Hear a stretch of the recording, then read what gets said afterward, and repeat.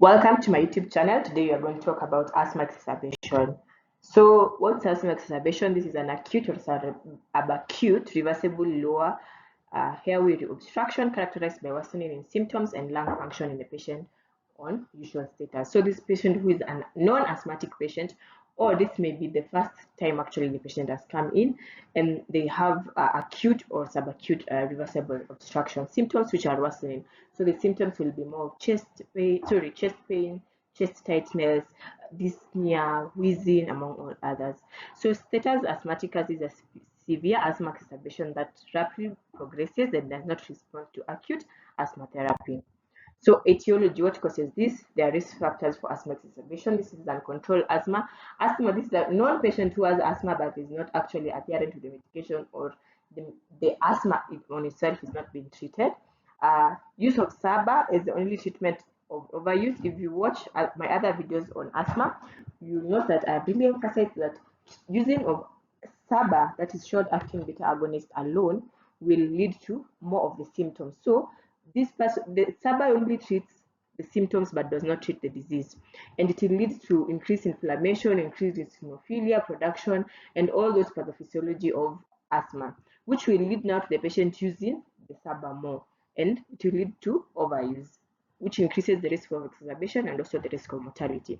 Lack of ICS in your treatment, poor adherence and correct inhaler. That's why we emphasize when a patient comes to your clinic or your hospital, you have to let them do the technique before you increase blood eosinophilia, and the patient who was a greater than one severe exacerbation the previous 1 year. So the risk factors to fatal or near fatal asthma, this is exacerbation history, patient who was greater than one or equal to one fatal asthma episode, and the patient was admitted to ICU. Medication related factors, that is medication, current or recurrent use of oral glucocorticoids, poorly adherence or heavy on SABA. This we have actually mentioned over and over again. And comorbidities, that is pneumonia, cardiac arrhythmia, among others. So what the patient will present with the following symptoms, that is dyspnea, increase in cough, in terms of frequency, tachypnea, tachycardia, wheezing, that is prolonged expiratory phrase, expiratory wheezing, silent chest. This will actually be a symptom of more of severe exacerbation, and hyperresonance in percussion. So in terms of management, the patient comes in, as you have said, this is presenting an acute or subacute asthma exacerbation. So you assess, is this actually asthma or something else? Is it asthma? What are the factors that are related that we have mentioned before, that is near death or near fatal asthma? And what's the severity of the asthma? You consider the worst feature. So it could be moderate or mild or moderate, or severe or life-threatening. So mild or moderate is when the patient talks in phrases, prefers sitting or lying, not agitated, respiratory rate is increased, use of accessory muscle not used, pulse rate is 100 to 120 beats per minute, oxygen saturation on air is 90 to 95, and the peak flow rate is greater than 50% predicted or best. So in this patient, you start treatment, that is 4 to 10 puffs of salbutamol, so that's SABA, or whichever SABA you have, using a meter dose inhaler or spacer. You repeat every 20 minutes for 1 hour. You also start prednisolone in adults, that is 40 to 50 mg. In children, it's usually 1 to 2 mg per kg, and a maximum of 40. And you also start oxygen if available, and the target saturation should be 93 to 95, and for children should be 94 to 98. So, and then later you continue treating with SABA as needed, and then you reassess for response at one at one at 1 hour.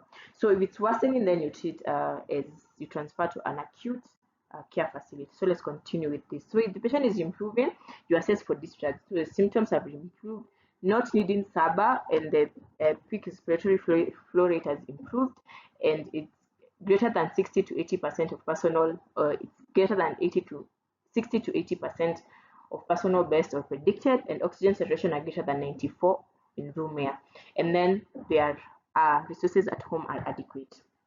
And then obvious, when you discharge this patient, most of these patients come either first time or they are not on medication. So in terms of you arrange, you have to rearrange a reliever, obvious, and obvious a controller or a maintenance. That is a start, you start or you step up. So you check the inhaler technique. We have always said this and this and this before, and they are there. Prednisolone, you have to continue prednisolone for 5 to 7 days, and for children this is 3 to 5 days, and then you follow up within 2 to 7 days, and for children 1 to 2 days. And then the follow-up. So in follow-up, we'll be reviewing the signs and symptoms, and if the exacerbation resolved, should we be on prednisone? It should be prednisone continued. So reliever is to reduce to as needed, and controller continued high dose for short term, that is 1 to 2 week, or long term ICS if available. ICS for metral, ICS for metral, ICS for metral. Risk factors, you check and correct modifiable risk factors. Maybe it was triggered by, for example, drugs. Among the risk factors that maybe are modifiable, you modify them. Maybe smoking among that factor that may have contributed to exacerbation, including inhaler technique, adherence, and then you control the asthma, and then you refer if you have the patient has you refer if the patient has 1 to 2 exacerbation in a year. Action plan, is it understood? As the patient understood, was it used appropriately, and does it need modification? So I hope you have understood. So if it is in severe, if the patient talks in words, sits unhunched, agitated, respiratory rate is greater than 30, use of accessory muscle, pulse rate is greater than 120 beats per minute, oxygen saturation is less than 90, peak respiration rate is less than 50% predicted or best. And then use that is you urgent, that is urgent care. You transfer to an acute care facility. While waiting, you also have to give SABA and ipratropium bromide, oxygen, and systemic corticosteroid. This is very, very, very important. So in life-threatening asthma, this patient is drowsy, confused, and patient has silent chest, as you have mentioned before. So in terms of corticosteroid, I hope now we are at the same page. In terms of corticosteroid, which you have mentioned that we are going to give, and this time is systemic, which could be oral or IV, depending on the patient. Is the patient able to take things orally, or if not, you give IV. So you use prednisolone 40 to 50, which I've said for 5 to 7 days, and for children you give 1 to 2 mg per kg up to 40 for 3 to 5 days. So there's role of magnesium sulfate, which is as a role in bronchodilation. So in terms of when you have given now this, you have given your SABA, you have given your, in terms of severe, you have given your SABA, you have given your ipratropium and bromide, you have given the systemic corticosteroid, which is always preferred to give 1 hour within the admission, and then still the patient is not responding, then you give IV dose of magnesium sulfate, that is 2 grams infused over 20 minutes. This is for life-threatening exacerbation or have severe exacerbation that are not responding to the initial therapy. What is the initial therapy? SABA. What is the initial therapy? Ipratropium and bromide. What's the initial therapy? Systemic glucocorticosteroids, which are prednisolone. What's the dose?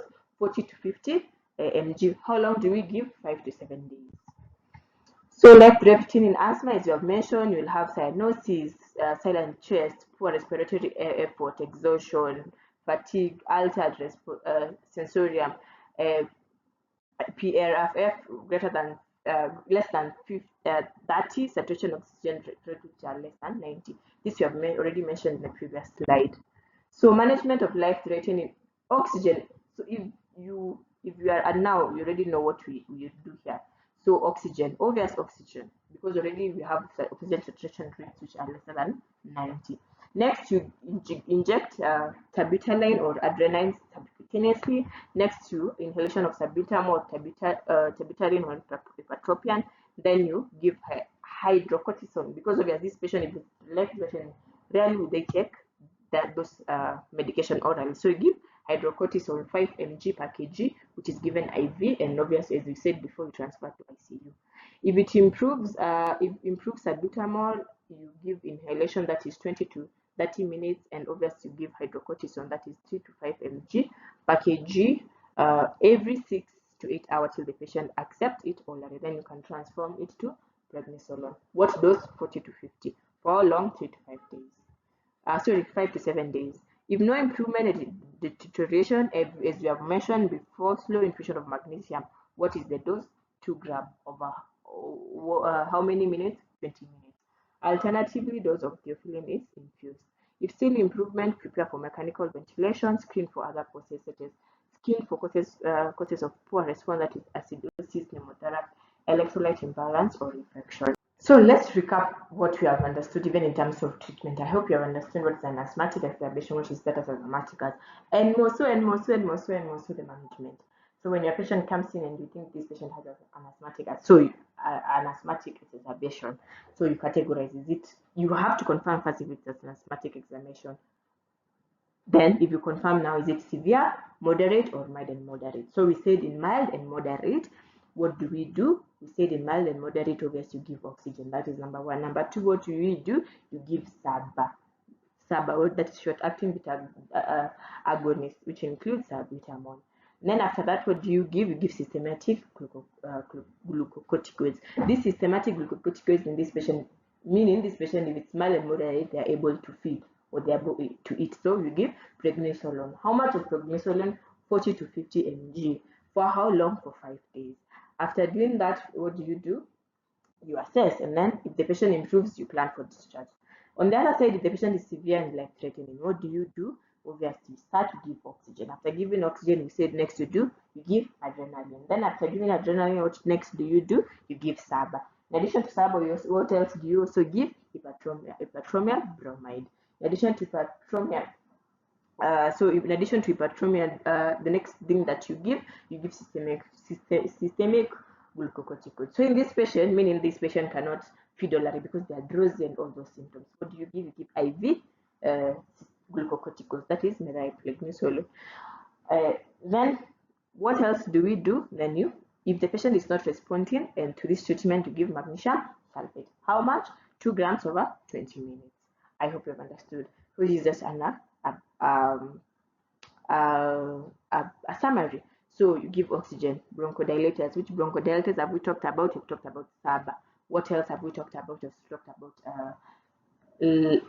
short-acting SAMA, short-acting muscarinic agonist. So that is patromium bromide. Systemic corticosteroid was given IV and oral, depending on the state of the patient. Intravenous fluid is very important because you are treating it. You just don't treat the asthma itself. This patient is losing fluid. So you correct the fluid loss, that is the insensible water loss, and also electrolytes, because you'll be given salbutamol. And if you are a good student, especially in AMED, you know how we treat hyperkalemia. How do we treat hyperkalemia? Obviously, there's glucose somewhere and there's salbutamol somewhere. So salbutamol usually is involved in the influx of potassium into the cells. So you may have hypokalemia. So you measure that and then you supplement if it is deficient. And then you say IV magnesium if the patient does not respond or does not improve. Thank you.